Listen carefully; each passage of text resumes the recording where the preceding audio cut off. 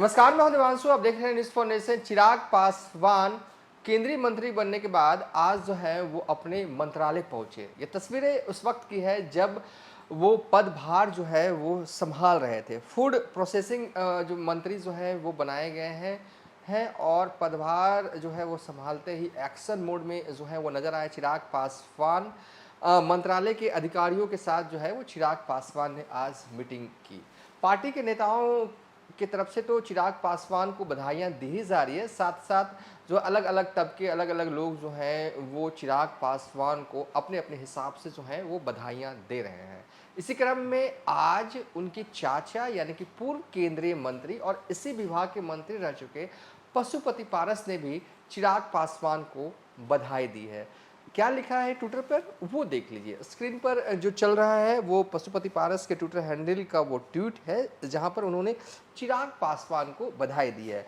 पशुपति पारस जो है वो लिखते हैं, केंद्रीय मंत्री के रूप में मेरा पूर्व पदभार संभालने पर बड़े बेटे चिराग पासवान को हृदय तल से बधाई। मतलब कि हृदय के तल से जो है वो चिराग पासवान को जो है वो बधाई दे रहे हैं और अनंत शुभकामनाएं।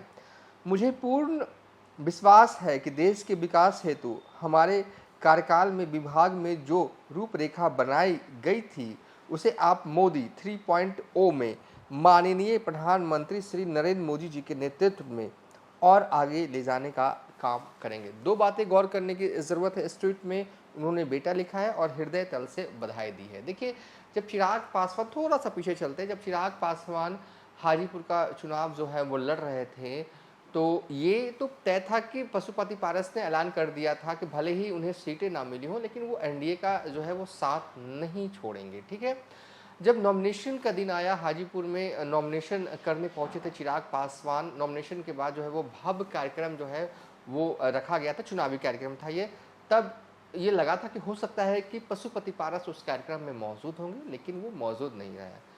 कोई बात नहीं, जब चुनावी प्रचार जो है वो चिराग पासवान अपने संसदीय क्षेत्र यानी कि हाजीपुर लोकसभा क्षेत्र में कर रहे थे, तब भी ये लगा था कि पशुपति पारस जो है एक आध दिन जो है अपने भतीजे के लिए प्रचार करने के लिए हाजीपुर में दिखेंगे, हाजीपुर के गलियों में दिखेंगे, लेकिन वो तब भी नहीं दिखे।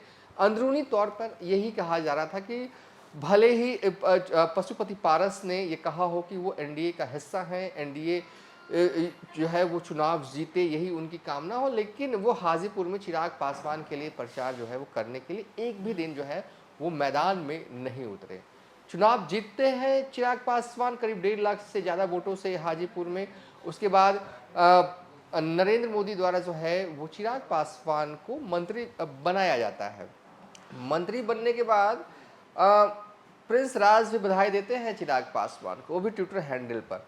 तो ट्विटर हैंडल पर बधाई जो है वो चिराग पासवान की तरफ से भी दिया जा रहा है, पशुपति पारस की तरफ से भी दिया जा रहा है, लेकिन असल में 1-to-1 बधाई जो है का इंतज़ार जो है वो सभी लोग जो है वो कर रहे हैं, लेकिन ये विजुअल्स अभी तक आया नहीं है। तो खैर, ये अच्छी बात है कि ट्विटर पर पशुपति पारस ने बधाई जो है वो चिराग पासवान को दे दिया है।